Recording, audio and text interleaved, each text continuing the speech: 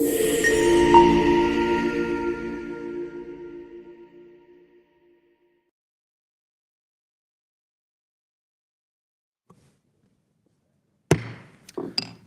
Subcommittee on Government Operations will come to order, and I'd like to welcome everybody to the hearing today. Without objection, the Chair may declare recess at any time, and I represent myself for making an opening statement.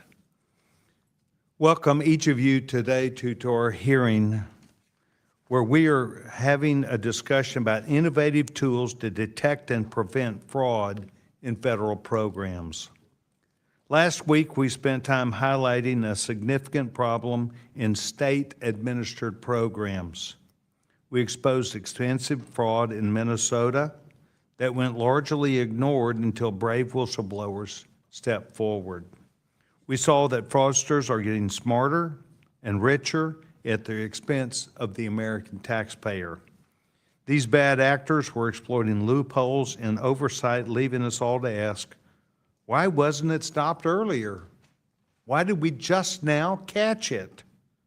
Well, today we're here to do the important work of bringing to the American people and each of you a group of people who are dedicated to this, who have long-standing answers and who have thought through much of this, not only to prepare to be here today, but in their career.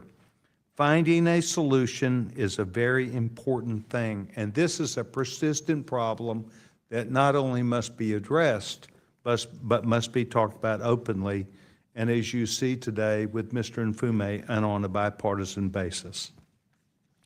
Last March, this subcommittee examined why fraud wasn't stopped earlier and learned that agencies are not incented to prevent fraud. They're incented to make quick payments and to try and figure things out later. As we have seen countless times, this approach needs to be looked at and changed. I think you'll hear some of that change today, and you certainly will hear the resolve of people who believe that this is something that is within our mandate, not just something that exists that's good to talk about. Fraud should be detected before it happens. That's not a new concept, but it's going to be widely discussed today. Government agencies must ensure that hard-earned taxpayer dollars are going to the right person for the right person from the very start. I've told the story many times about how I have a 31-year-old Down syndrome son who will find throughout his life as he continues that he needs to have help from many people. One of those might be the federal government or state government, but that the dollars that are intended for people who need them, who cannot take care of themselves, is part of the responsibility that we have to make sure that it goes to the right people.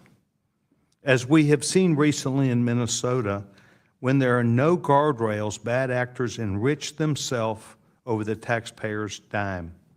The Pandemic Response Accountability Committee was created to provide necessary oversight over pandemic problems. We are entering a new era where this oversight has been expanded to other agencies and other programs. Over the course of the past few years, the PRAC, as it is called, has addressed data analytics capacities and capabilities that can show when bad actors are trying to hit the federal government in multiple programs, they can be found, they can be stopped, and we can do something about it before a check goes out the door. They can determine when IP addresses are recommended and connected to others who too might be far away from eligibility for a specific program, but are tied to a need for us to know more. They can alert programs to pause and move more carefully to review information before any payments go out the door. They can do this for free, but not everybody knows about it. A key collaborator in this effort is the Treasury's Bureau of Fiscal Services, which maintains the Do Not Pay system. The Treasury is the last barrier before payment is sent out, so they can initiate that pause before putting money into the wrong hands, but they're not always allowed to do so. Collaboration is key. However, there are some legislative challenges that, if solved, could strengthen these efforts to detect and prevent fraud. That is part of what we will also hear today. Currently, the PRAC is housed within the Council of Inspector General on Integrity and Efficiency, and its operations were extended in law until 2034. A permanent solution that maintains the analytic capacities and capabilities that have been built over the past 6 years is necessary and needed. Its database is billions of records deep, and it has begun to pay for itself, but only because of proper, not just management, but good oversight that is provided whereby we all work together.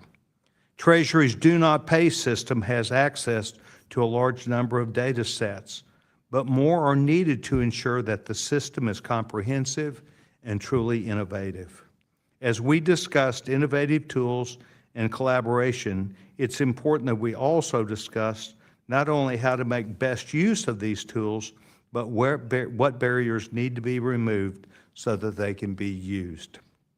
It's important that we discuss what needs to change with program design so that agencies and programs are verifying the validity of information, not just confirming that documentation exists.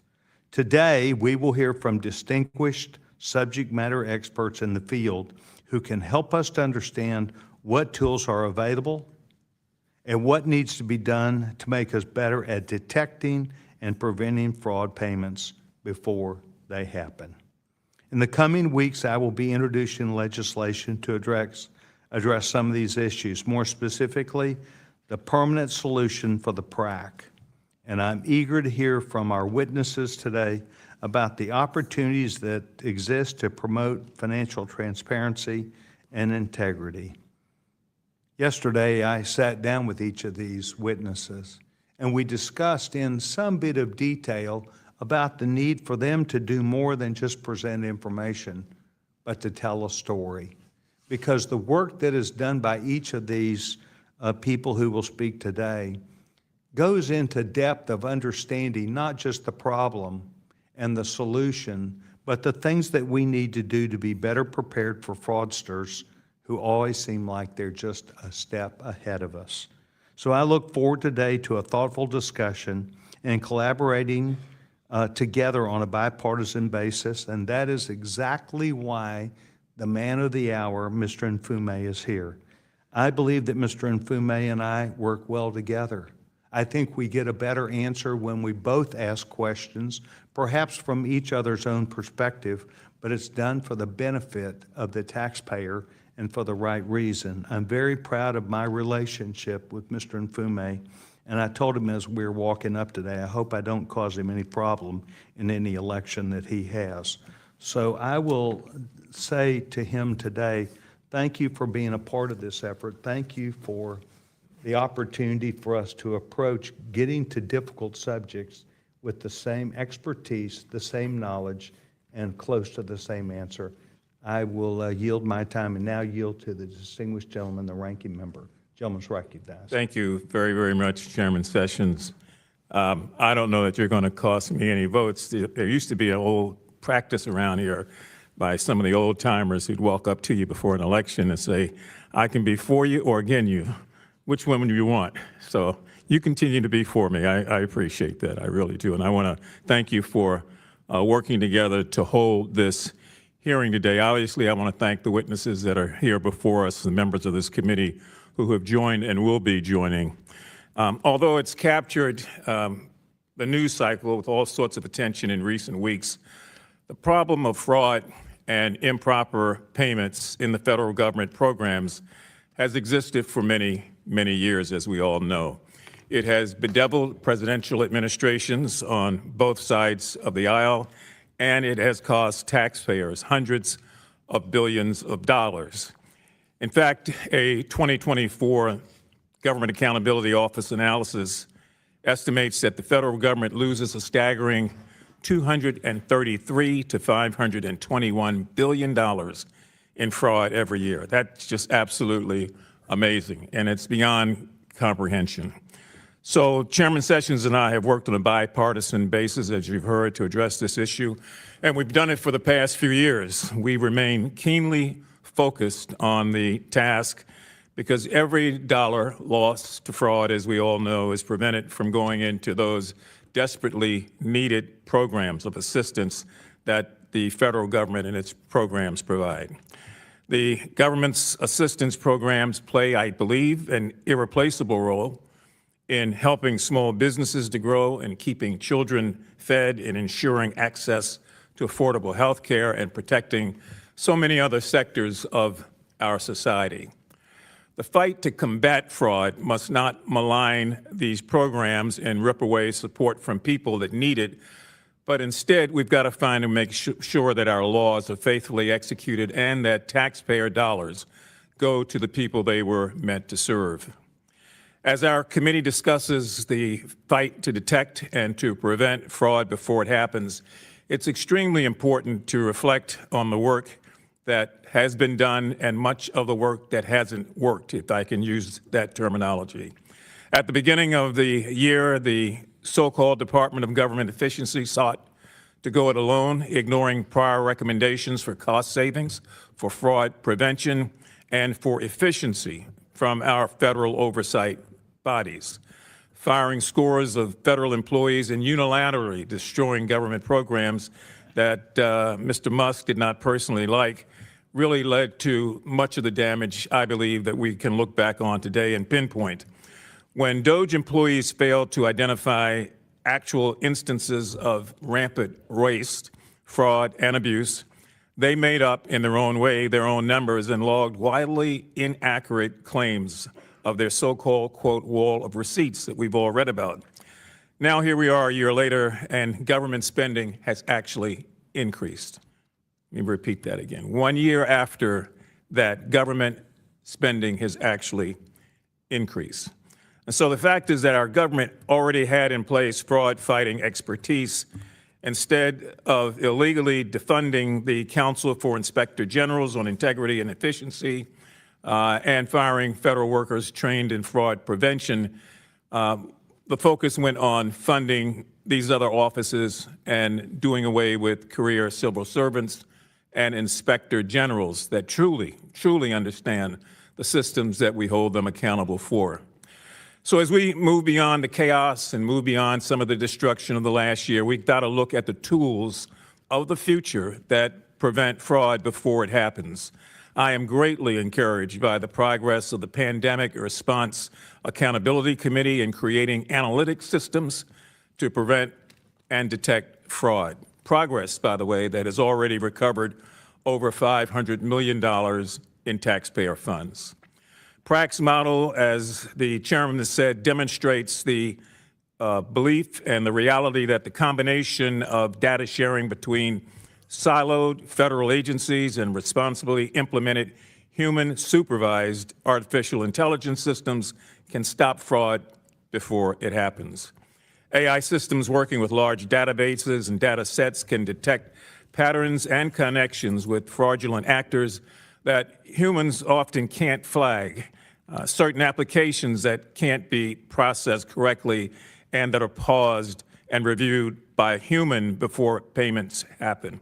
Of course, as we all know, and I think as we will all agree, the use of any artificial intelligence systems with private data of Americans requires absolute caution, and fraud-fighting officials must receive proper training to ensure that these models are not trained on high-quality data that could be used in the wrong way.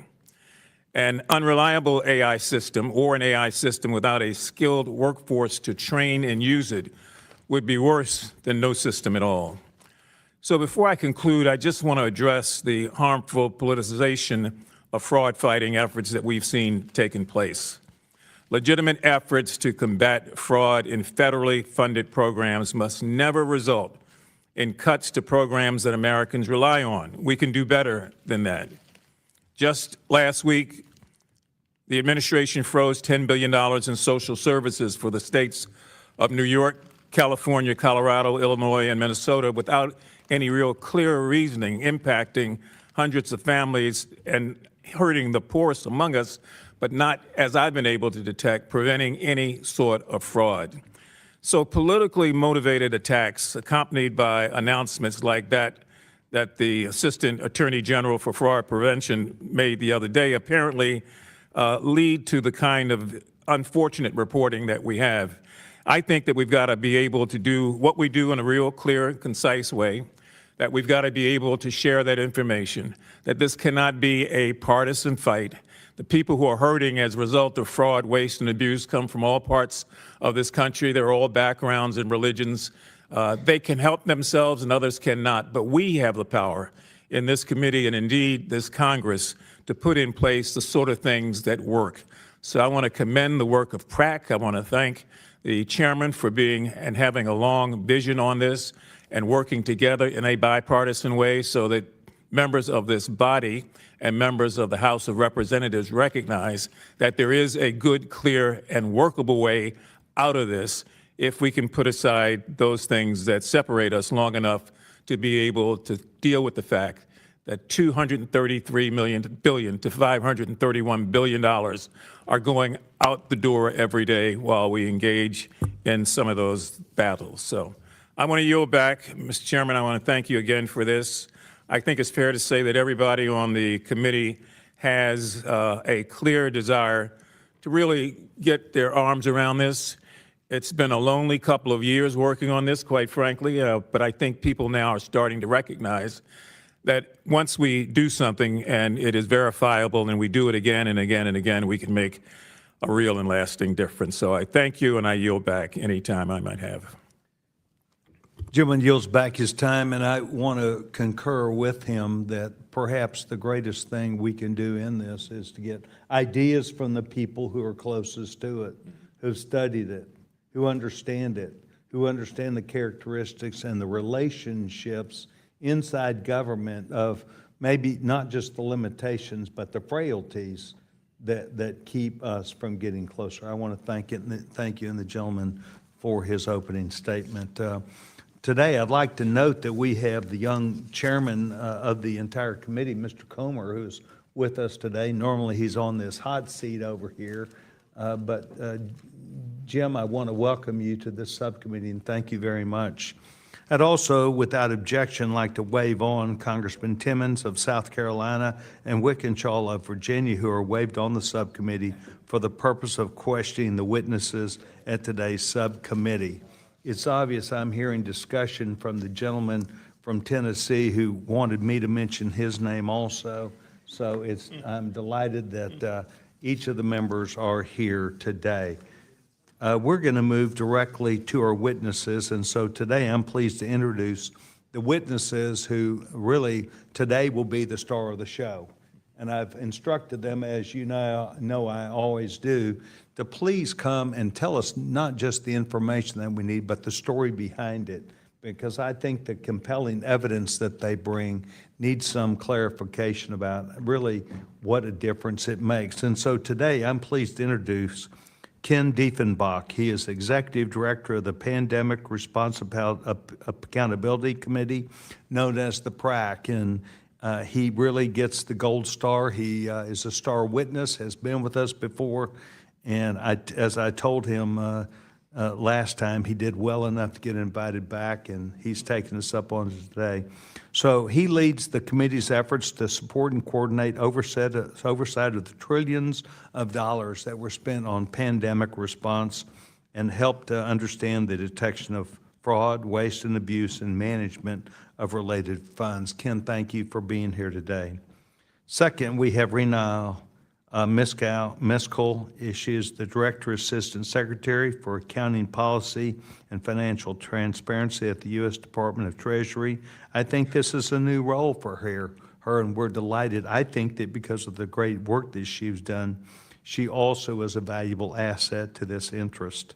There, she leads work to safeguard taxpayer dollars by modernizing payments, preventing fraud, reducing improper payments, and promoting fiscal responsibility. And she told me yesterday that this goes all the way to the top to the secretary, that the secretary is interested and sees this as being part of President Trump's management agenda. Last, Sterling Thomas is the chief scientist at the GAO, the Government Accounting Office, where he leads the agency's science and technology work and assesses and evaluates emerging technologies for application in government, including AI, artificial intelligence. And I enjoyed being with him yesterday. I had to leave a little bit early, but I really appreciate him. Doctor, thank you so much for taking time to join us. So, pursuant to Committee Rule 9G, I will ask that the witnesses rise and raise their right hand. To be sworn, do you solemnly swear or affirm that the testimony you're about to give is the truth, the whole truth, and nothing but the truth, so help you God? Thank you. Let the record reflect these witnesses answered in the affirmative. Thank you. You may take your seat. The opportunity for us to have you to give testimony today to the United States Congress, this subcommittee is important to us.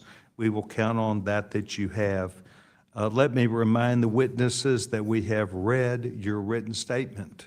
We talked about it yesterday, and it will appear in the hearing record in full.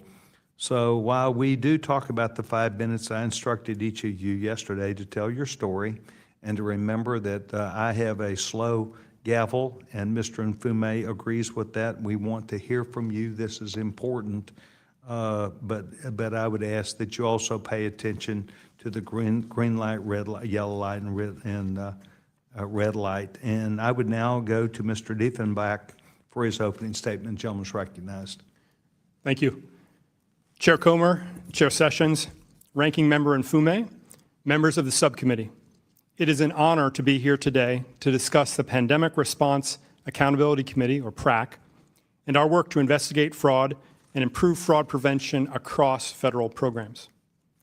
Thanks to Congress and to this subcommittee, the One Big Beautiful Bill Act extended the PRAC and its data analytics capabilities until 2034, provided $88 million in funding, and expanded our jurisdiction to programs funded in the law. The PRAC team is thankful for this opportunity to demonstrate the value and effectiveness of our fraud prevention work. Operating on an annual budget of $18.5 million a year, to date, the PRAC has helped recover over $500 million for the taxpayer. As executive director of the PRAC, an entity Congress created to oversee over $5 trillion in relief funding, I work with a phenomenal team that is leveraging artificial intelligence to collect, organize, analyze data to rapidly provide insights into fraud risks. This proactive approach is clearly needed so that fraud is prevented before funds are dispersed. This past summer, the PRAC issued 2 fraud alerts that identified over $79 billion in potential fraud that could have been prevented with pre-award vetting and cross-agency collaboration. To address these issues, the PRAC is developing an artificial intelligence-enabled fraud prevention engine. Trained on 5 million pandemic applications and other data, the tool can quickly identify anomalies, trends, patterns, and hidden connections in future applications before payments are made. Had our fraud prevention engine been in existence in March of 2020, pre-award vetting would have flagged at least tens of billions of dollars in fraudulent claims for further scrutiny, allowing agencies to prevent fraud. The PRAC is also actively engaging with partner inspectors general to identify opportunities to prevent fraud in programs funded in the One Big Beautiful Bill Act and to address fraud risks beyond identity theft and eligibility fraud issues, or issues such as traditional procurement fraud. Of particular focus will be cross-program risks, as fraudsters rarely target just one government program. They exploit vulnerabilities wherever they exist. The PRAC also works with IG offices to develop analytics tools that provide new insights and improve their effectiveness in their oversight mission. For example, we developed a risk dashboard for the Pension Benefit Guaranty Corporation, OIG, that to date has contributed to their recovery of over $260 million. And we just launched a dashboard for the Federal Communications Commission, OIG, that's focused on 4 programs that dispersed $11 billion to 14,000 different entities. The PRAC also provides investigative support to more than 50 law enforcement partners related to over 1,200 investigations with over 24,000 subjects, with potential fraud losses of over $2.5 billion. We also partner closely with GAO and the Treasury Department, and it's important to note that the PRAC and the Treasury's Do Not Pay program are complementary platforms that both work to protect taxpayer dollars from different angles. The PRAC focuses on a broad set of risks, patterns, trends, anomalies, and hidden connections amongst data from a wide array of programs, applications, and transactions. Our access to law enforcement sensitive and other unique data, our 119 million pandemic aid applications, and over 127,000 known pandemic fraud cases or suspected cases can reveal powerful new insights and serve as an early warning system of organized, often transnational, criminal conspiracies and other emerging threats. In one of the tens of thousands of pandemic fraud cases, a PRAC investigation identified one scheme involving more than 450 applications from over 100 different applicants across 24 states. This is but one example where the proactive use of data and technology could have prevented or aided in the early detection of a scheme, mitigated the need for a resource-intensive investigation and prosecution, and helped ensure taxpayer dollars went to the intended recipients and not the fraudsters. As many of you already pointed out, every dollar that goes to a fraudster does not go to the recipients that Congress intended to help the small businesses, the unemployed individuals, veterans, just to name a few. With the support of Congress and the PRAC's talented staff, we will continue our work on behalf of the taxpayers to investigate fraud and demonstrate the value and effectiveness of fraud prevention. Thank you again for your continued strong support of the PRAC, the IG community, and independent oversight. This concludes my prepared remarks, and I look forward to your questions. Thank you.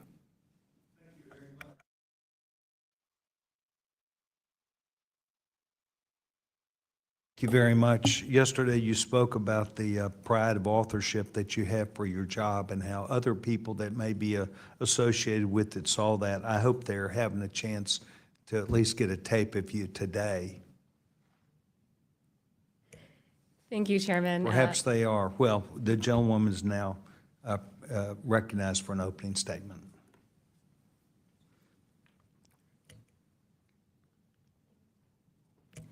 Thank you, Chair Comer, Chair Sessions, Ranking Member Mfume, members of the subcommittee. Thank you for the opportunity to share how Treasury is supporting federal programs in preventing fraud and improper payments.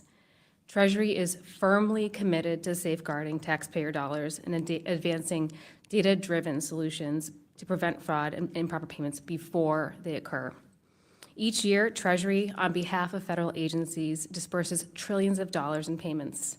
Ensuring those payments go to the right people in the right amounts and at the right time is both a matter of fiscal responsibility and a matter of public trust. Under Secretary Besson's leadership, Treasury is modernizing stewardship of taxpayer dollars. At the core of Treasury's efforts are 2 initiatives. First, expanding the use and utility of Do Not Pay, and second, enhancing Treasury's payment verification processes to flag risky payments. I'll provide an overview of both initiatives, followed by the challenges Treasury faces to implement them.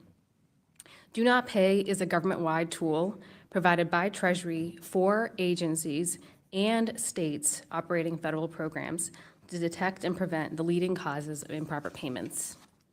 As an analogy, think of Treasury as America's bank. Across the country, certifying officers, grant managers, caseworkers are like bank tellers, responsible for ensuring payments go to eligible individuals and entities. Do Not Pay is a tool that helps these frontline workers detect risk when making awards and certifying payments. Despite its promise, Do Not Pay has faced 2 challenges. First, the program has been underutilized. In fiscal year '24, only 4% of federal programs could access all available data. Second, Do Not Pay has not had sufficient authority to access key federal databases that could detect the most common drivers of improper payments, namely verifying identity, financial status, and death. To address these challenges, in January '24, Treasury created a Tiger team to study the issue and prototyped innovative solutions. The Tiger team identified promising new data sets and machine learning and AI techniques that could have prevented about $28 billion in improper payments if it was used the prior year. In March 2025, the President issued Executive Order 14249, Protecting America's Bank Account Against Fraud, Waste, and Abuse. The executive order embedded many of the lessons learned from the Tiger team. And since then, Treasury, in partnership with the Office of Management and Budget, has made substantial progress in expanding and improving Do Not Pay. By the end of this fiscal year, all federal programs are on track to fully utilize Do Not Pay. We're also working to add new high-value data sets and are overhauling our technology to deliver more useful results. In addition, Treasury is enhancing its payment verification screening to identify anomalies prior to agency certification. The screening helps ensure that payments have valid accounting codes, that the bank account provided is open and belongs to the payee, and that payments are not going to deceased individuals. While this progress is significant, additional statutory authority would help Treasury fully achieve its objectives. I'm grateful for Congress's support in granting Treasury permanent access to the full death master file through passage of S269 last evening. Treasury is also seeking limited access for Do Not Pay to validate taxpayer identification numbers and income in a privacy-preserving manner that is consistent with Do Not Pay's rigorous access controls. These data sources would dramatically improve eligibility determination and fraud prevention. In closing, I look forward to working with this committee to help ensure federal dollars reach the people and entities that they are meant to serve. Thank you, and I look forward to your questions. Thank you very much. Dr. Thomas, you're now recognized. Chair Comer, Chairman Sessions, Ranking Member Umfame, and members of the committee. Thank you for inviting me to participate in today's hearing to discuss how innovative tools can be used to detect fraud in federal programs. As GAO's chief scientist and throughout my career in industry, academia, and in the intelligence community, I have seen great advancement in data science. These innovations offer exciting opportunities to improve government efficiency. As you know, GAO, we're a nonpartisan watchdog for Congress. We have expanded our science and technology team in recent years. It includes a group of data scientists. We know firsthand from their work that AI holds great promise in furthering GAO's mission and your goals of safeguarding the taxpayers' dollars. My aim today is to offer 3 important actions that will help us reach that goal. First, we must continue and augment our traditional anti-fraud efforts. Second, we must apply AI thoughtfully and ensure that we use quality data to mitigate its well-known and well-described risks. And third, we must ensure the federal workforce has the skills they need to apply new innovations like AI. Regarding my first point, GAO has a large body of work on fraud and improper payments in the federal government. We found the federal government reported an estimated $162 billion in payment errors or improper payments during fiscal year 2024, and that's almost certainly an underestimate because it doesn't include estimates for some federal programs. We've outlined numerous ways that Congress and federal agencies can tackle this problem with existing capabilities, such as reducing data silos. For example, Congress could make permanent the Social Security Administration's authority to share its death list with Treasury's Do Not Pay system. According to Treasury, just 1 year of access to this data resulted in total net benefits of $109 million. But Treasury's access to this data was set to expire in December, although I learned that it just passed for permanent expansion, which is great news to us. These traditional methods routinely prevent and detect fraud. By enhancing them, we can save taxpayer dollars today without new technology. On my second point, like I said, I'm optimistic about innovation using AI, but we must be thoughtful about it. In data science, we often say garbage in, garbage out. Nowhere is that more true than with AI and machine learning. If we start trying to identify fraud and improper payments with flawed data, we're going to get poor results. AI is still in its early stages of development and implementation, and rapid deployment without thoughtful design has already led to unintended outcomes. Before pouring data science on the problem, we need solid, reliable, ground truth data and a human in the loop to ensure that data reliability and the application of the technology. GAO has an AI accountability framework, which lays out these and other principles.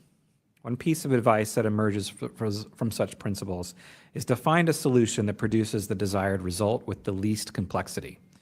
For example, in response to our recommendations, the Small Business Administration screened all the PPP or Paycheck Protection Program loans made before December of 2020 with a rules-based tool, just looking for indicators and not using AI.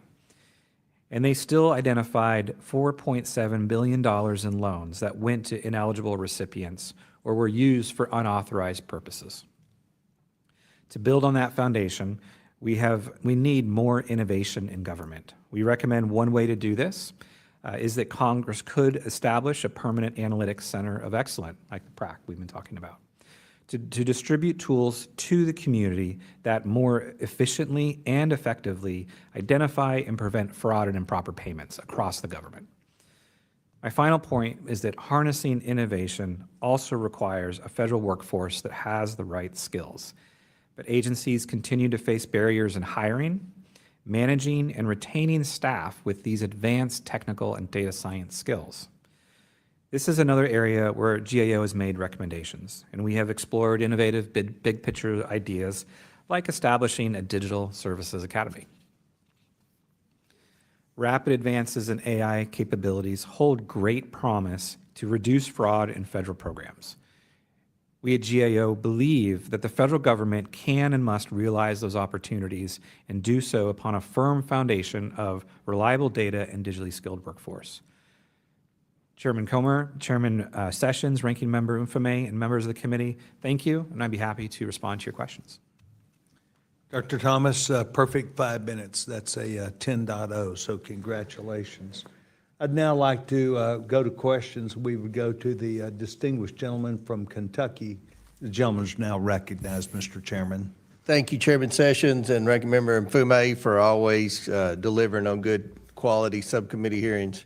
Last week, the full committee held a hearing to examine the massive fraud in Minnesota's social services program that resulted in at least $9 billion in taxpayer funds being wasted. Much of this fraud occurred because there were no proper safeguards put in place to prevent fraud before the funds were paid. There was also too little oversight on how the money was used once it went out the door to recipients. During the Biden administration, Democrats rushed out federal funds with virtually no safeguards, resulting in massive theft of taxpayer dollars. Republicans repeatedly warned that the absence of guardrails would invite waste, fraud, and abuse. Identifying fraud before money goes out the door is necessary to prevent any further repeat of these failures and to protect taxpayer dollars. We need to get ahead of the criminals, continue to help the Department of Justice in arresting, prosecuting, and jailing those responsible, and ensure federal programs serve those who are truly in need. This committee hopefully is serious about this. I know the majority is on the committee, and we plan on continuing to identify waste, fraud, and abuse and hold people accountable. My first question for Mr. Diefenbach: how could PRAC tools and analysis have been used to stop the large identity and eligibility schemes that defrauded programs in Minnesota? Thank you, Chair Comer, and again, thank you for your support. The hallmark of most fraud schemes is that people hide information. So leveraging data analytics allows us to see patterns, trends, anomalies, hidden connections, to shine a bright light on what's actually happening. That is the path forward. So we have to assemble the right data, the right team, the right tools, which we already have at the PRAC, thanks to your support, We just need to think more about the jurisdiction of how we're employing those tools, but data is the solution, absolutely. Okay. Ms. Miskell, given the Treasury is the last stop before payments from federal programs get executed, what authorities would help the department identify and stop high-risk payments for additional agency review? Thank you, Chair Comer. We are, as I mentioned, implementing a number of payment verification processes. So we're applying the technique of trust but verify, doing some basic checks before agencies can certify a payment. One of the pieces that we are missing is the ability to ping authoritative federal databases to confirm a payee ID, such as a tax identification number or a social security number. Okay. So we already received the data, we just can't verify it.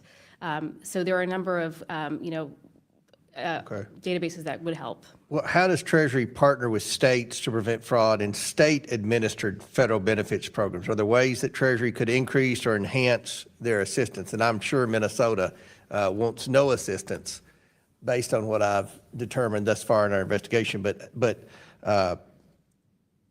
how do you partner with states that want to work to prevent fraud? Thank you, Chair Comer. Do Not Pay, thanks to the Payment Integrity Improvement Act of 2019, authorizes Treasury to provide do not pay services to states that administer federal funds. However, it has been underutilized. We think that it can be part of a multi-layered approach. So things like do not pay before a state issues payments to subrecipients would be very useful. We can also work to address some of their common challenges by adding additional data. Okay. We know this works. And last question for Mr. Thomas. How can AI and machine learning be used to detect and prevent large-scale fraud schemes? What type of anomalies do these tools flag for investigators to follow up on? So machine learning, I mean, all data science algorithms, inclusive of machine learning and AI, are going to produce indicators of fraud. It's critically important, and each of the programs we talked about today does this, has a fraud investigator, an analyst who's an expert in the tools, techniques, and technologies that fraudsters use that to look at the data coming out. So the types of things you're looking for are just as what were mentioned earlier, patterns of behavior that don't fit the expected patterns of behavior of someone who's using the money for the intended purpose or for the intended program design. We talk about at GAO, and we publish this, and we support the federal government and the states and local governments in using our fraud risk framework, which is designed to help them develop these indicators for a fraud risk management plan, which would then feed into algorithms, machine learning, AI, other data science methods, all acceptable, that could then be used to track and monitor potential fraud while the program's in execution. That's the purpose of it, is you design the tool to find the behaviors that you want to get rid of. Very good. Well, we look forward to working with you all as we proceed with this fraud investigation that is starting in Minnesota, and I have a pretty good feeling that it's going to expand to several more states. So with that, Mr. Chairman, I yield back. Thank you very much. The gentleman yields back his time. Mr. Mfume, you're recognized. Thank you very much, Mr. Chairman. Mr. Thomas, I want to start with you because I just find some of what you said to be absolutely fascinating, almost unbelievable. And the main thing is the inability, and maybe Ms. Kiskell, you can touch on this also, to be able to get tax IDs, social security numbers, or other identifying information that we've got in a number of different silos that you can't seem to get access to. I mean, the Chairman and I both think that there's a way to break through this. We just need to know where the log jams are. Could you talk to that for a minute? Yeah, so the data silos are a problem. I appreciate that. I've talked about it, you talked about it, it's very clearly identified. An example, the Social Security Administration with the death file is that they feel like the Privacy Act is making it difficult for them to share that with everybody. Now, privacy is an important concept, particularly in the age of AI, but there's opportunities that the Congress could look into of modifying potentially the Privacy Act or putting in exceptions that allow the data to be shared specifically for the purpose of fraud investigations. That seems to be a fairly important component of some of the silos. Some of the other silos you've seen in our studies at GAO also have to do with incompatible or old networks, modernizing the IT infrastructure of some agencies so that the data can be accessible to tools like Do Not Pay, as well as some of the analytic tools that the PRAC uses. Keep in mind that there are opportunities to improve the data and make it more available, but the technology is old and does not have the ability to share information back and forth through APIs or other methods that makes it very difficult. So those are some of the things we've talked about and made recommendations about. And what was the dollar amount saved as a result of the Social Security model? Was it $4 billion? I think it was 4.7. Yeah, it's. I mean, there's tremendous opportunity there to use this data together.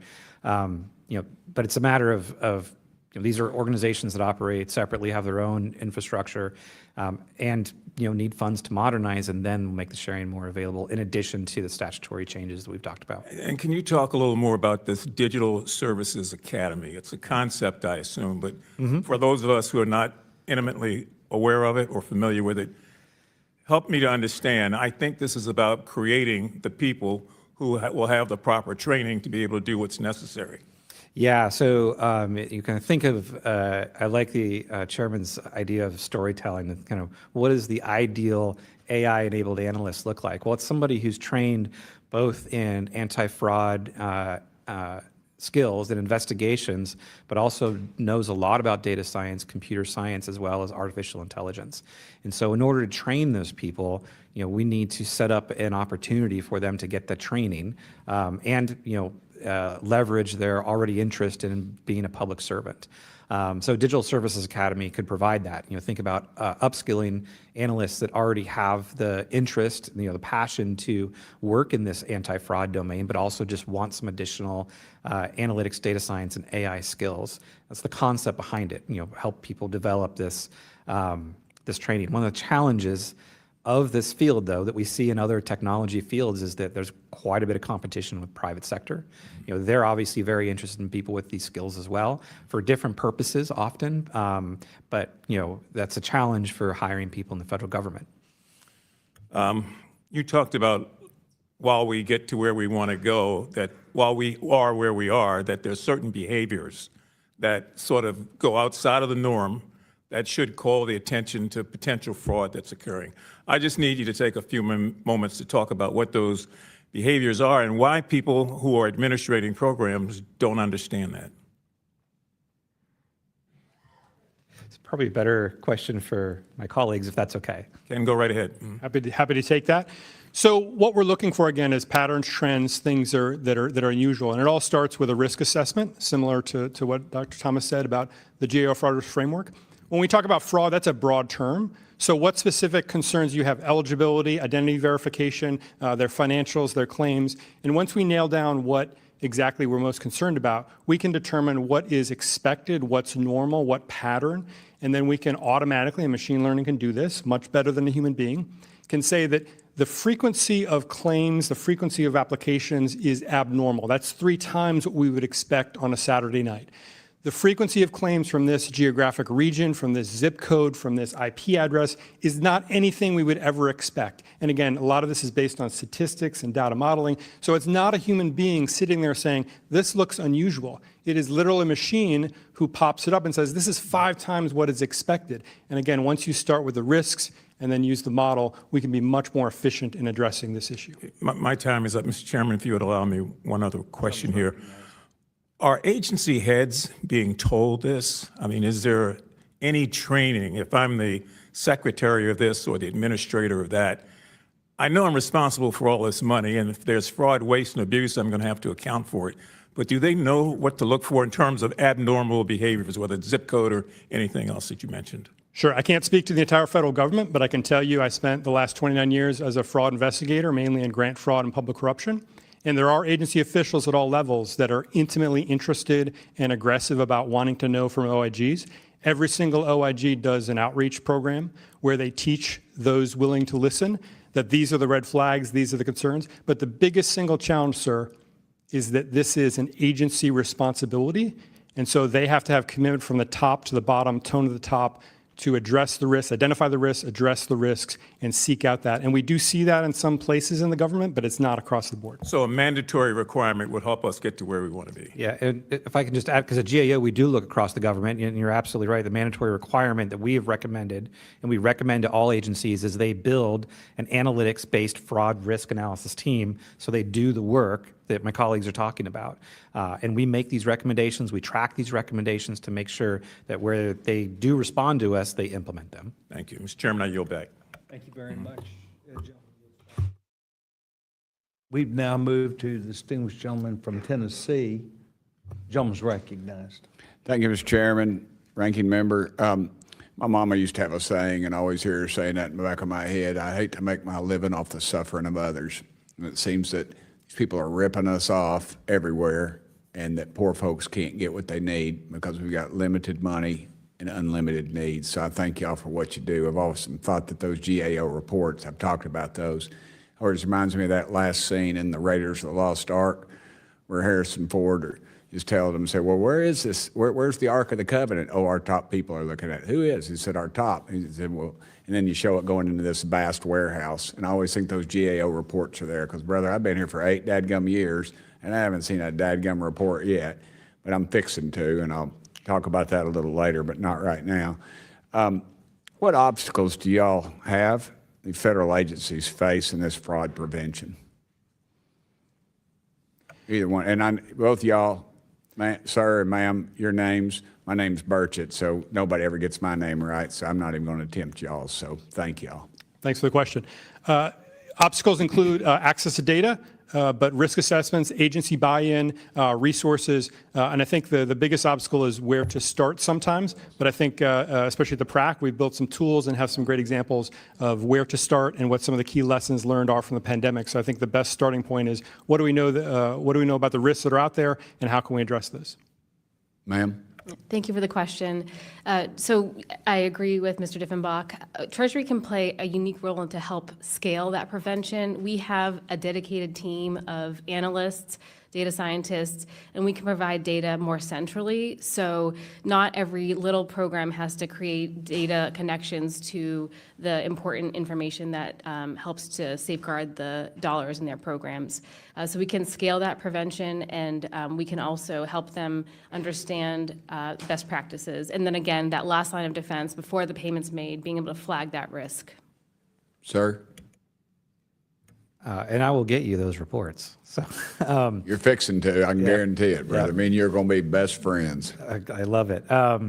So yeah, I mean, just building on what they've already said, we recommend a systemic risk management plan for all of these programs. And again, these tools are great for leveraging by small programs, but the large programs as well should design the risk management framework we talk about into their risk management plan and then build the indicators they need so the analytics will actually find the fraudsters, again, before, and avoiding we've talked about the pay and chase method before the money goes out the door. Y'all may have said this, but my limited ability at comprehension is very limiting. When I was the county mayor, I found out that a lot of our different departments had different procurement avenues, and we consolidated those, and it saved us a heck of a lot of money. Of course, it cost some people their jobs, but it was just a duplication, and we needed to move that on. Do y'all think that this enhanced data sharing is really going to help increase the detection and prevention of fraud, or will it just be window dressing? Absolutely. I'll make one point that the federal government disperses $1 trillion a year in federal grants. 85% of that, almost just under over $900 billion, goes to state governments to disperse, and they are absolutely a rich environment where we can leverage data to give them insights that they haven't had before. Y'all are itching. Go hit the button. We're good. Go ahead, ma'am. Thank you. Yes, we have lots of examples. So Do Not Pay also operates the back end of the Paris system, which helps states identify duplicate beneficiaries for programs like Medicaid. Last year, through that data matching, we prevented $1.3 billion in duplicate payments. We're enhancing that with additional death data. In November, 19 states subscribed to that, and we identified $156 million in just that 1 month. So yes, these things matter. Sir? Yeah, so that over $1 trillion you talk about that goes across all of the agencies and goes out to the states and localities, they're audited, and it goes into what's called the Federal Audit Clearinghouse, right?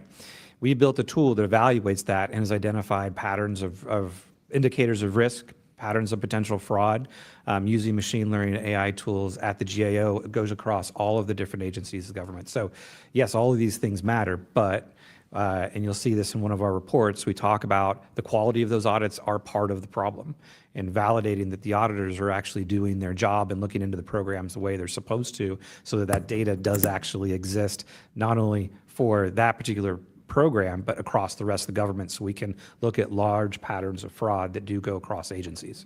Thank you. I'm out of time, but Mr. Chairman, I think one of the things that these good folks here do great work, and I think they're getting used just a little bit by the fact that we have too many staffers that really these committees are just so large, there's no way that it can be monitored, and I think that they are figuratively in bed with some of the lobbyists, and I believe they use these folks to say, we're going to do a report on this, and it takes you a year to get it done, and then by the time you get it done, we've moved on to another bright, shiny object, and both parties are guilty of that, and I think we need to get to the bottom of it, and I think we need to utilize them more in a quicker fashion. So thank you, Mr. Chairman. Thank you, Ranking Member, for y'all's indulgence. Chairman Burchett, thank you very much. And by the way, Dr. Thomas, it would be well worth your time to look at some of these important GAO reports and others that Inspector General's, because there are disconnects, as you allude to. And I want to thank the distinguished gentleman for his time.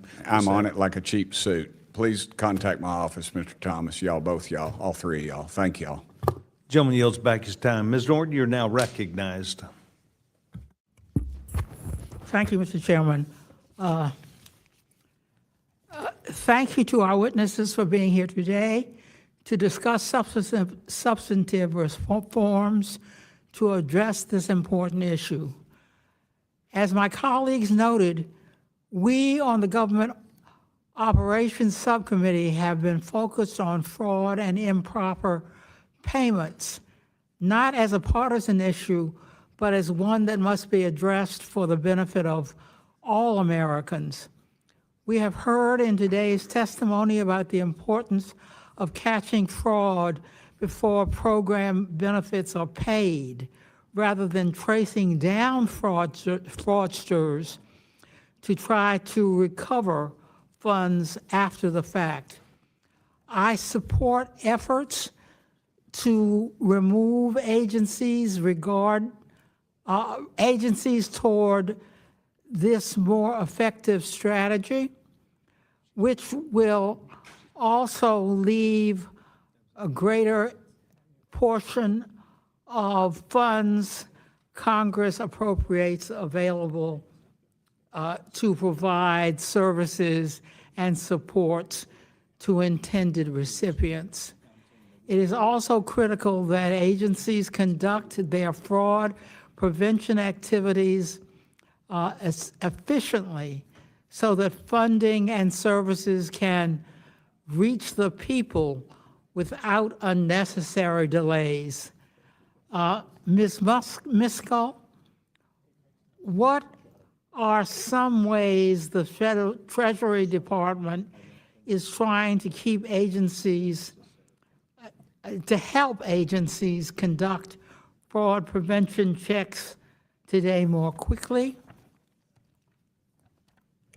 Thank you, Chairwoman. So I mentioned do not pay. We are making it more useful by adding additional databases. So focusing right now on commercial databases and with more authority, those really high value federal databases.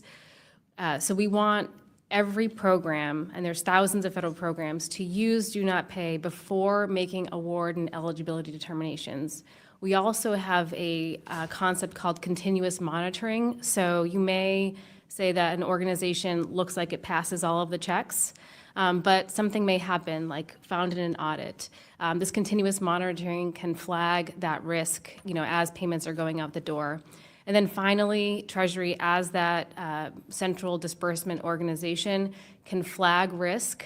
We have a unique role where we can see cross-government payments. So when my friend here, Mr. Diffenbach, tells me that a specific entity or individual is at risk, we can scan the cross-government payments and identify other programs at risk. Mr. Thompson, what tools and resources will agencies need to be able to effectively prevent fraud without unnecessarily delays in payments? So they need both the fraud indicators for the programs that they have set up, but also the data science tools that we've been talking about that the PRAC has been using, as well as access to tools like Do Not Pay. All of these are examples of tools that can be implemented in a fast way so that you can prevent potential fraud before the money leaves. Now, we have to set them up so they move quickly and have access to the appropriate data for each of the programs, but that's part of what the fraud risk framework we provide is all about. I hope this subcommittee will continue to focus on substantive reforms rather than partisan attacks, and I yield back. Thank you. I appreciate the gentlewoman yields back her time. Now I would recognize distinguished young chairman from Alabama, Chairman Palmer. Thank you, Mr. Chairman. I've been working on reducing our improper payments for 11 years since I've been in Congress. One of the first things I did when I was on the Budget Committee and insisted that we take reducing improper payments into account in our budget process. And I'm sad to say that when I came into Congress, our improper payments were running somewhere around 130, 150 billion a year.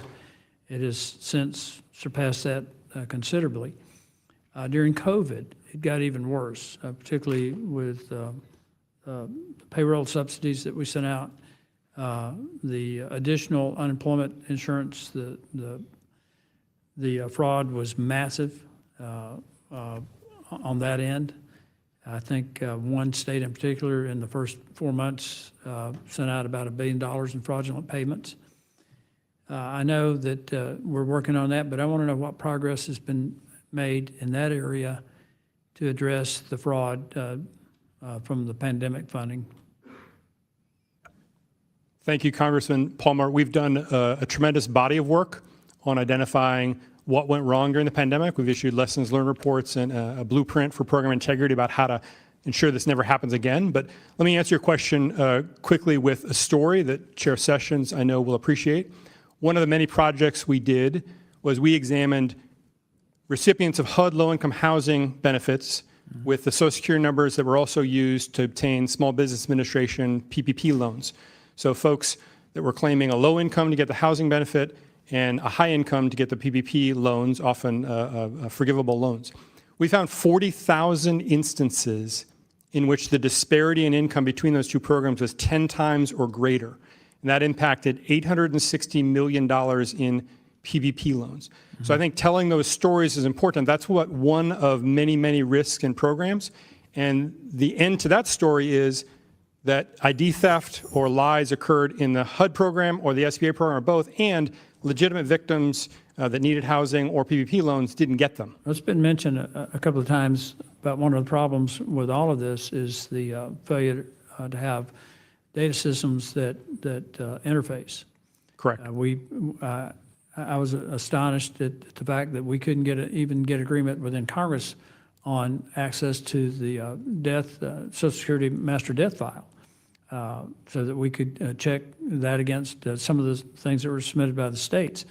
I also found the GAO was tremendously helpful, Mr. Thomas, in this, but about 55% of the problem was administrative error, failure to verify eligibility, which I think is a massive problem right now, and antiquated data systems. And I'd suggested that one of the ways to approach this to make major improvements in agencies' ability to eliminate improper payments is that rather than be punitive toward the agencies, that we say that whatever you save, we will take part of that to bring your data systems into the 21st century so that we have the ability to interface across the entire federal government. Would you like to comment on that, Mr. Thomas? Yeah, I mean, certainly changes and incentives are something that we have recommended. I do just want to add a note of, not caution, but just thought, is that improper payments are not always recoverable payments. They could also just I be. understand. Yeah, they could just be errors in the data Yeah, set. but when you got over 200 billion, if you, Yeah. I mean, if you recovered a tenth of it, Yeah, that would pay for a lot of what we need to do in terms of improving our data systems. You're right, The other yeah. thing is that, and I know that some of this is a sore subject with some of my colleagues, but some of the bills that have been passed left some pretty big doors open in the Inflation Reduction Act, with some of the green energy subsidies, the ACA premiums. I think the GA report was billions of dollars in fraud on the tax subsidy for the ACA. Same thing was true in the Infrastructure and Jobs Act, Improvement and Jobs Act. I think that Congress has got to do a better job of writing legislation that helps that, but we're really going to be dependent on federal agencies to do the proper oversight here. And then when you need help, you've got to come to us, because this is a massive, massive problem. When you're talking $200 billion, you're talking $2 trillion over 10 years, plus interest. We're borrowing that money to send it out improperly. Thank you, Mr. Chairman. I yield back. Thank you very much. I appreciate the distinguished gentleman, his avenues of working in this area for his career have been not just stellar, but they have really illuminated many people, including conversations that you've had with our team about the need to make sure that they see the bigger picture also, and I want to thank the distinguished gentleman. Gentleman yields back his time. Mr. Frost, you're now recognized. Thank you so much, Mr. Chairman. I'm glad we're holding this hearing today. I support innovation to tackle fraud that's executed safely. And we've heard testimony today about the promise of artificial intelligence and other new technological tools that may be used to improve fraud detection across the entire federal government. That said, machine learning and artificial intelligence systems leverage massive amounts of data, and specifically personal data. Ms. Miskell, how does Treasury protect data, and how can I address concerns from my constituents on their data privacy? Thank you, Congressman Frost. I sincerely appreciate that concern. We take privacy security very seriously at the Treasury Department. Specifically within Do Not Pay, privacy is built in by design. We follow the principle of least privilege, meaning that a person can only receive a response back on information that they provided. We operate in a FISMA high environment, which means that it's the highest standard in terms of federal cyber. We apply continuous monitoring, and we are also transparent to the public. We provide transparent systems of record notices, communicating what data we have on individuals and how it can be used. Thank you. Mr. Thomas, what are the concerns about having unknown quantities of private data and sensitive information in a master database? So, it's kind of there are technologies that if you have them in separate data systems that you can control the way they query back and forth to keep the data private and controlled. But you're right, once you put it in a master system where everything is all together, which is the design of AI needs that to train, all of a sudden you're now dependent upon the actual AI prompt to control your privacy. The term that the AI industry uses for that is alignment. There's actually been excellent studies recently in how you can actually break alignment in an AI system so you can get it to return information back to you that is not designed to return to you, and even safeguards were put in. So this is an area of concern, and that's why we talk about it's important to use potentially the least complex solution to trying to get to where we are using machine learning, where you don't have to train on everything, but you can still maintain the controls that Treasury is currently doing with their Do Not Pay system. Yeah, thank you. I know there's, many different things that are being done to make sure data is kept safe when people query information or when information goes from agency to agency. But part of the reason I have this concern is because it's also dependent on the conduct of the administration and different things that are going on. So, for instance, under President Trump and back when Elon Musk was more involved and Doge was going on, they conducted attacks on our federal data systems and cybersecurity, right? And this is public information, right? They brought unsecured servers into federal agencies. They reportedly exported unknown quantities of private data that we still aren't really sure how much it was or where it was from. And then the one that's most concerning for me is they contracted with private companies to merge American sensitive information into a master database that would give the administration surveillance powers and put data at greater risk of hacks for outside people. And so it's just important to me that we ensure that any new innovative tools are not politicized and misused by this administration and any administration, and that they aren't abused by private corporations that have been brought in to help us with different projects. We also have to recognize and expand successful existing tools and not toss them aside either. There are tools that some agencies are not using enough that I think needs to be explored. So, Ms. Miskol, the Treasury's Do Not Pay system, which you brought up earlier, is one such effective program. What do you hope other agencies can learn from this model? Thank you, Congressman. Agencies can learn a lot from using Do Not Pay. We are helping to integrate the data for them. So we talked a lot about, technical debt, longstanding issues with resources. We can provide that information securely to the people that need it. And I just wanted to mention in the conversation around AI, we have successfully used machine learning to detect check fraud. It's been an outstanding use case. In 2024 and 2025, because of this technology, we prevented and recovered $1.9 billion. So again, used responsibly, this technology can be really transformational, but as Mr. Thomas mentioned, it relies on the data. So we had really good data about the checks we issue, and we could compare that, and that's what's important about using AI. Yeah, and obviously more and more interagency collaboration is important too, and is free to use. Last question real quick. Mr. Thomas, what basic fraud protections could agencies use that they aren't already? Well, as we talk about, implementing our fraud risk framework and developing models as programs are being developed is one of the most important things they can do, in addition to actually implementing data science-based fraud programs. So they are bringing in data scientists, implementing the algorithms that the PRAC has been able to implement, proven tools that can identify fraud that, just like you said, exists today. Thank you, and thank you for letting me go over, Mr. Chair. I yield back. Thank you very much, Mr. Frost. And we appreciate you being at this hearing today. Your support of this is very important. And you have been to all of our hearings and not only showed up to ask important leading edge questions, but I think worked as part of the team, and I appreciate and respect that very much. Okay, we've got several members that asked to be waived on and others who have indicated they might be here. I've chosen to put myself as last, but pending them arriving, I'm going to go ahead and use my time. All three of you have been very good, I think rather exceptional, at taking me up on this view about telling the story. And I think Mr. Mfume really began some of this with for sure with Mr. Deffenbach. But I want to go to Mr. Thomas, Dr. Thomas, if I can first, and then have either of you then join in. This telling the story really that is the power of AI, not just machine learning, but across the avenues that each of you have.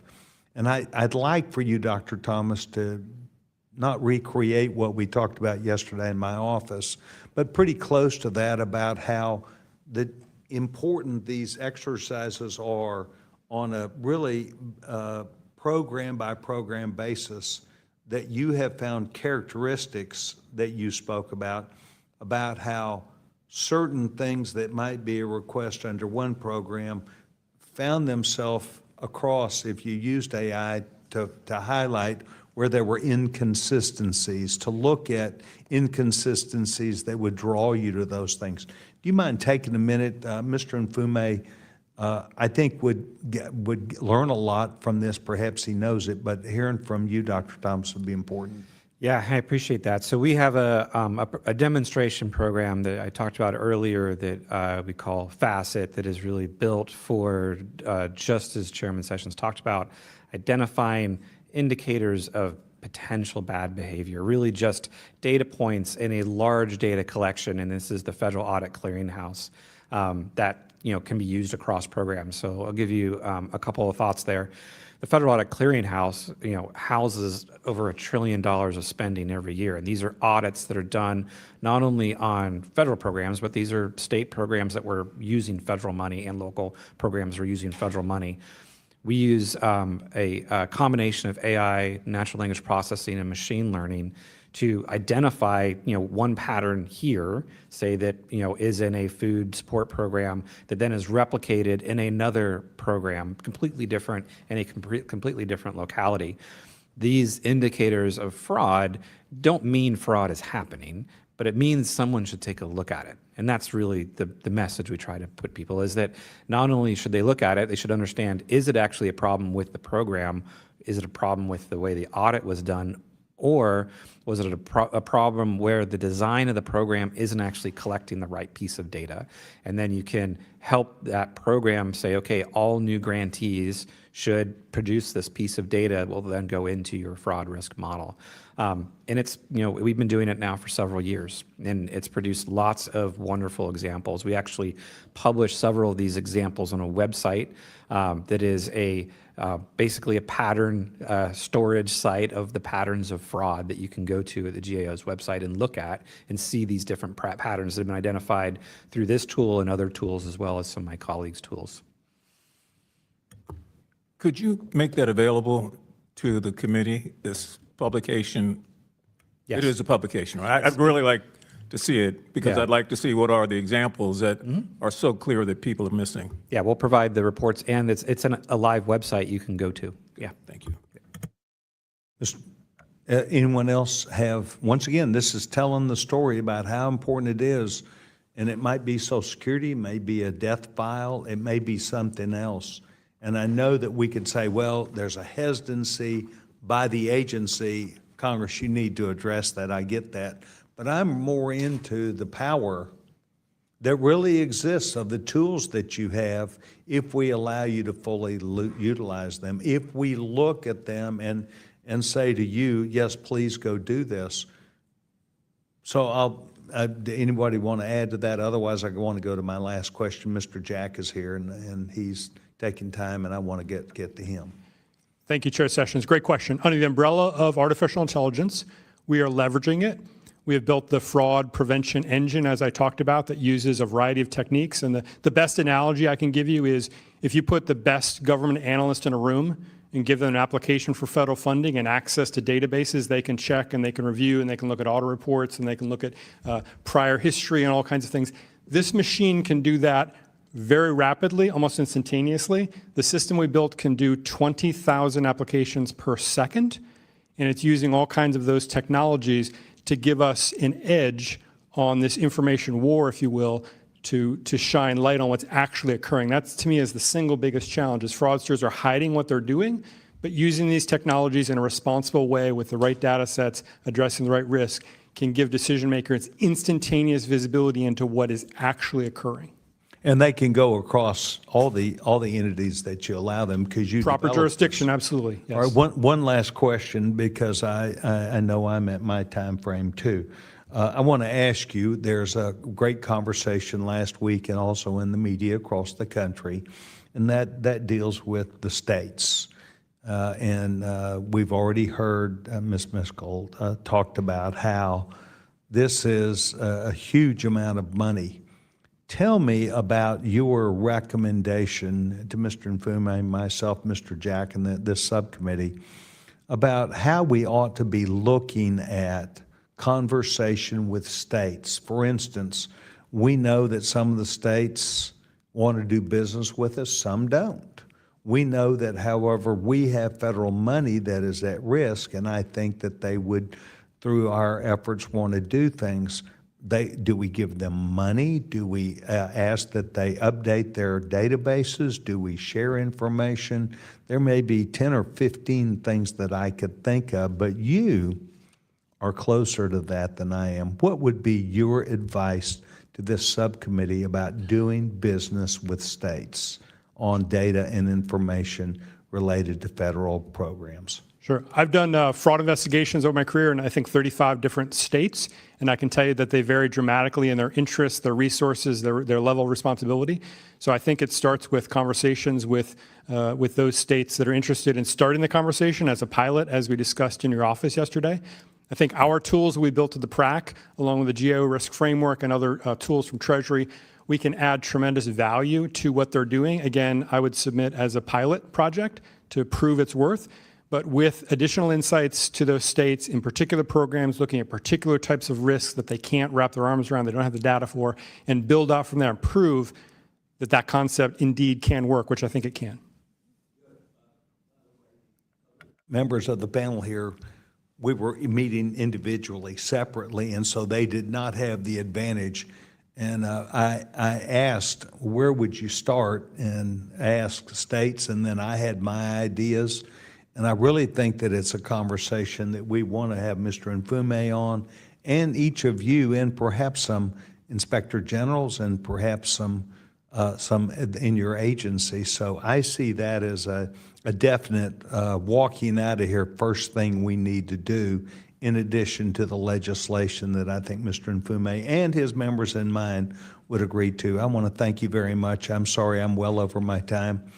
We will now move to the distinguished gentleman, Mr. Jack Jones, recognized. Thank you very much, Mr. Chairman. I want to thank our witnesses for testifying today. And at the outset, I always like to frame this for constituents and everyone watching back home.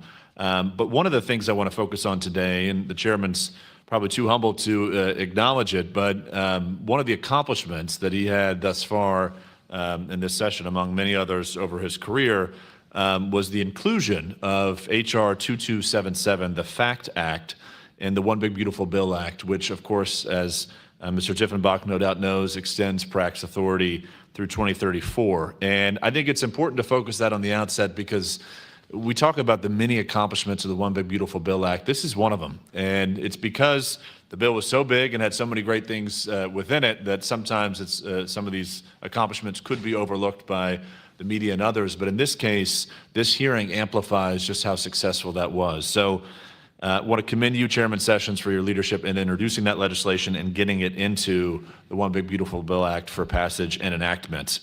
So my first question to you, Mr. Tiffenbach, is to help our constituents know, my constituents and the constituents of this committee, could you walk us through what the world would look like if PRAC had expired? If we no longer had access to this great tool that is meant to root out waste, fraud, and abuse, walk us through what life would look like if this had expired and we had not been able to extend it last year. So thanks for that great question, Congressman Jack, and for your support. The PRAC has assembled a phenomenally unique set of data about pandemic fraud, about program fraud in general, about the patterns, the trends, the anomalies. We've issued a number of alerts. So had we expired, the ability to provide the insights I just spoke to a minute ago would be gone.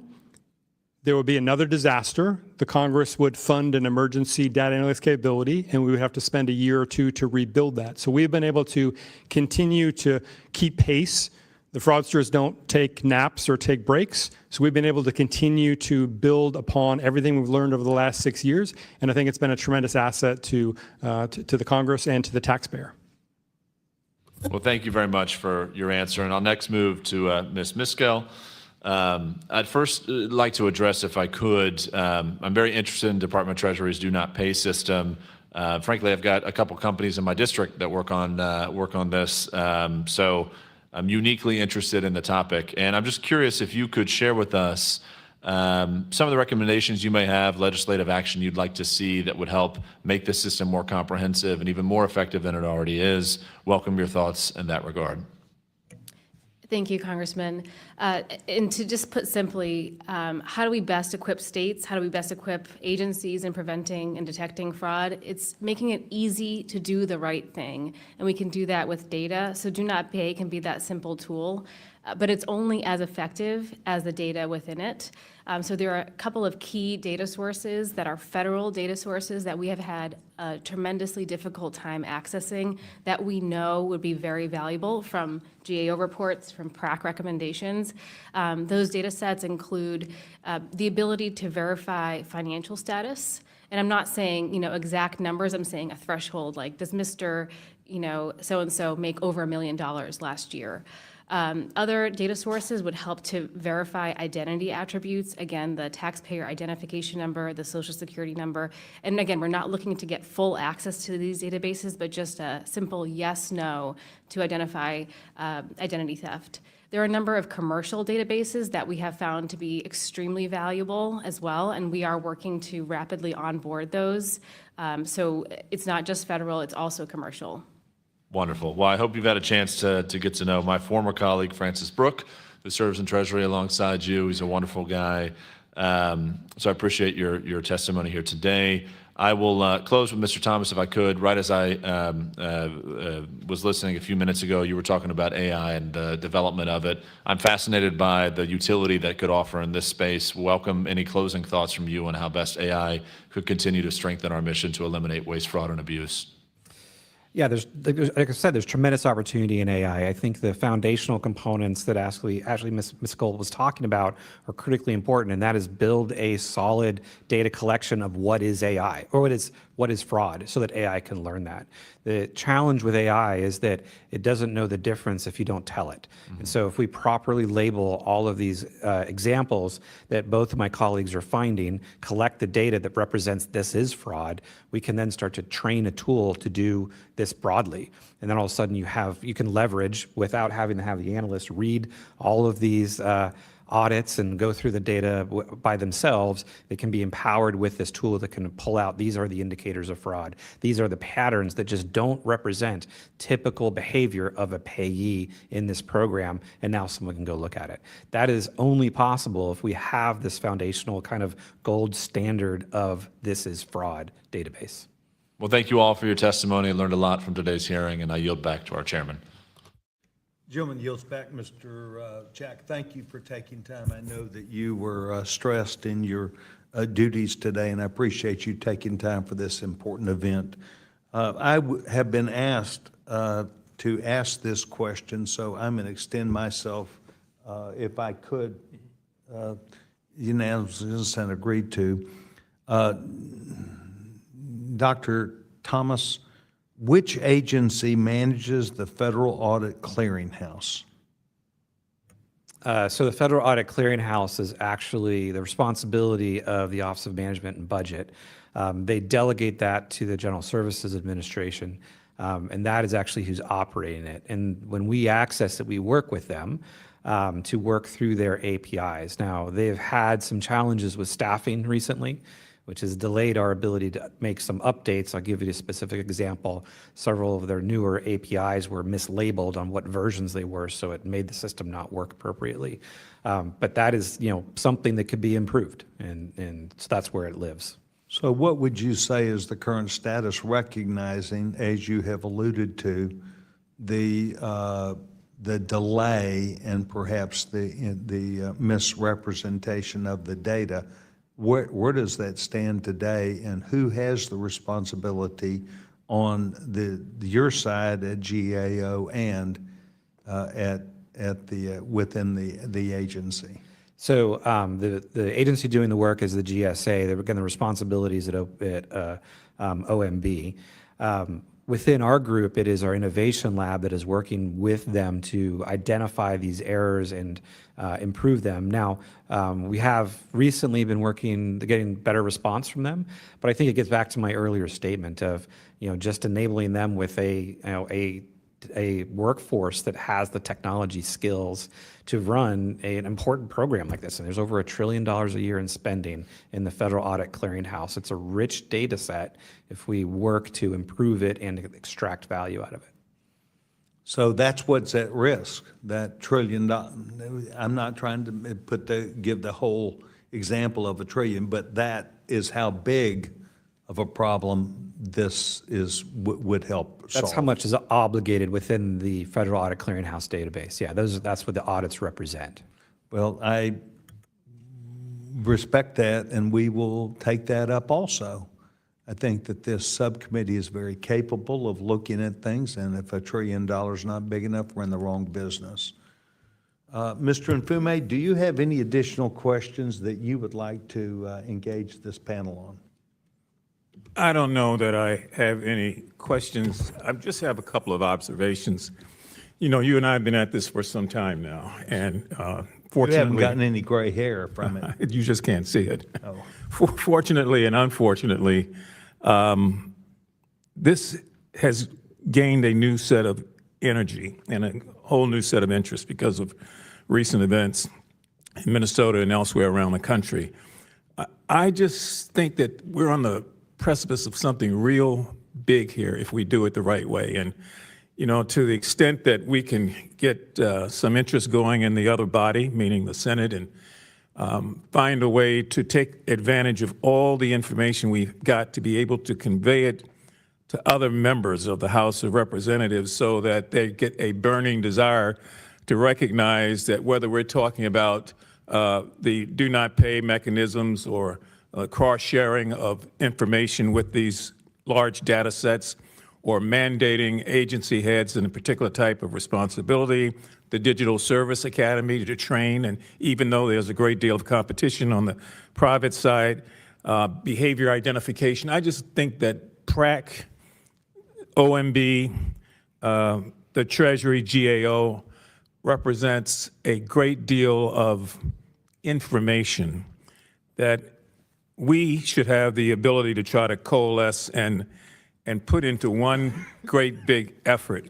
And I would think, Mr. Chairman, just as we look back over the history of this Congress, things like Sarbanes-Oxley, which changed the landscape in many respects, there's an opportunity here. I'm just having a little difficulty identifying. I feel it, but I think the more we work through this, we'll be able to identify it. And so I would ask the witnesses, please, to commend to our attention, and particularly mine, any journals, any writings that are current and recent, your own thoughts, white papers, anything that has in it a set or subset of information that you think any of us who are looking at this could benefit from.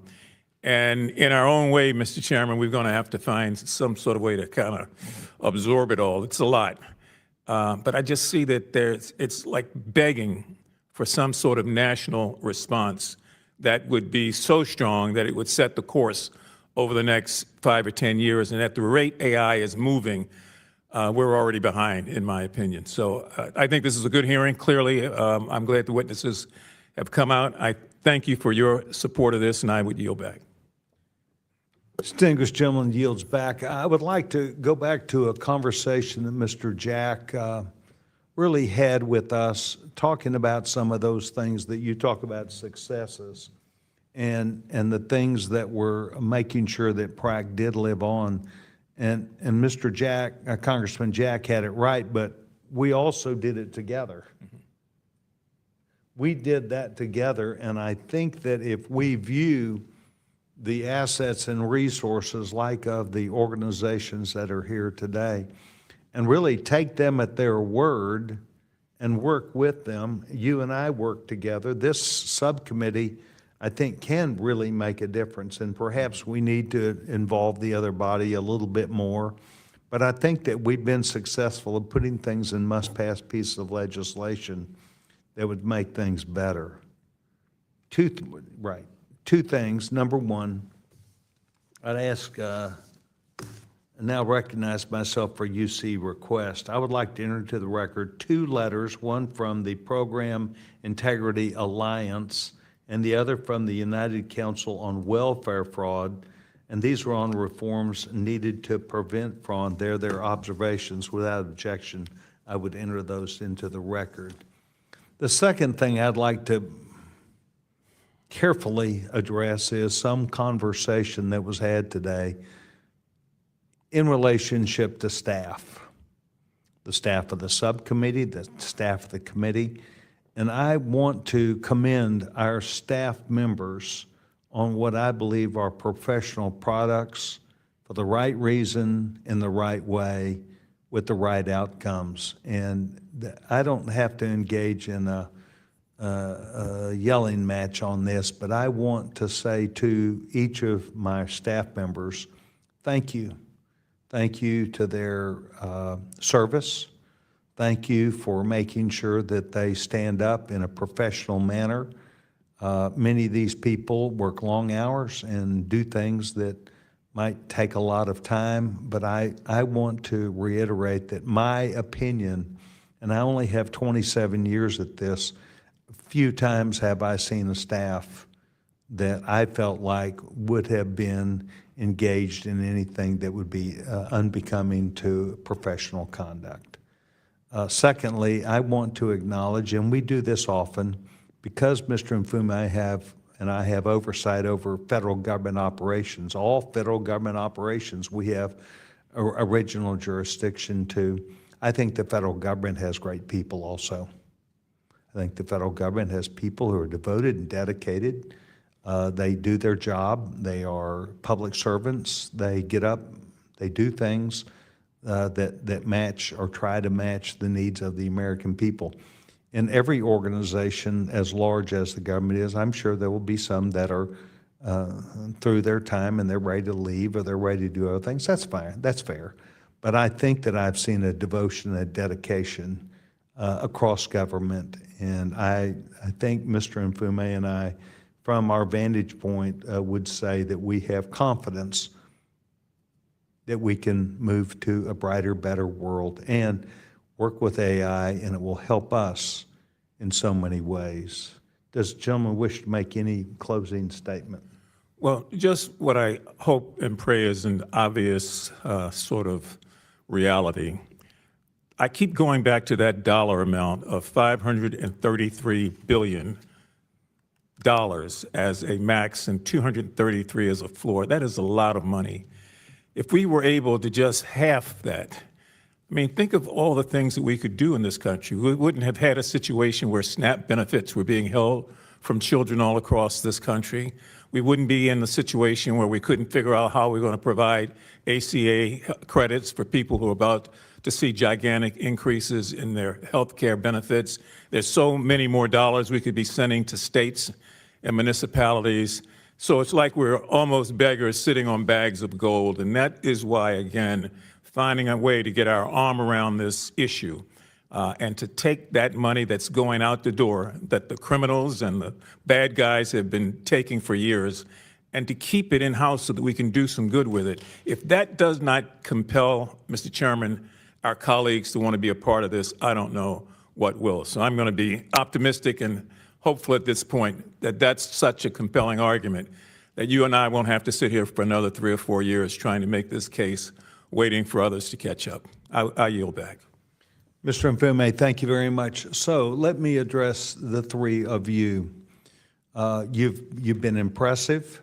You are singularly impressive, and your ability to know each other and work together on a common issue is important to the country.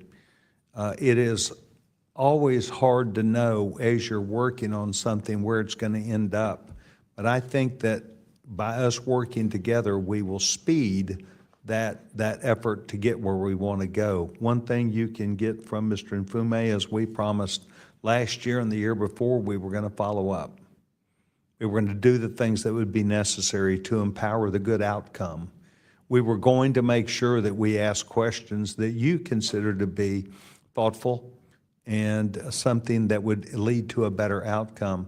I want each of you to know how much we appreciate you, how much we recognize that if we will take your nuggets of data and information and good ideas about a better outcome, that we can get there. And so Mr. Mfume and I in just a second are going to come down and shake your hand and thank you for being here. I hope you're able to go home tonight and say to those that you love the most, perhaps that love you the most, that you did a good job today, that you presented yourself in a professional way, that you defended the work that you do, and that you're asking for more of it, not less of it. With that said, without objection, all members have 5 legislative days which to submit materials and additional written questions for the witnesses, which will be forwarded to the witnesses. And if there's no further business, without objection, the subcommittee stands adjourned.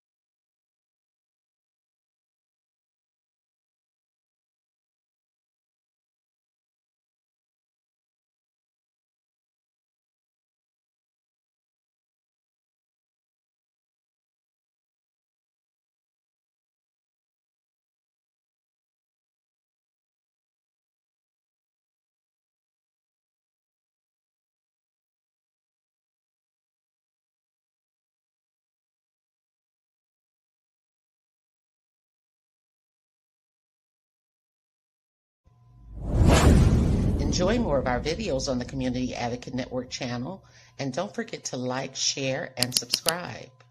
If you would like to advertise your service, special announcement, or event, you may contact us at the Community Advocate Network at gmail.com. For community resources and services, exclusive articles, and video content, join our private community on Patreon. Link is in the bio.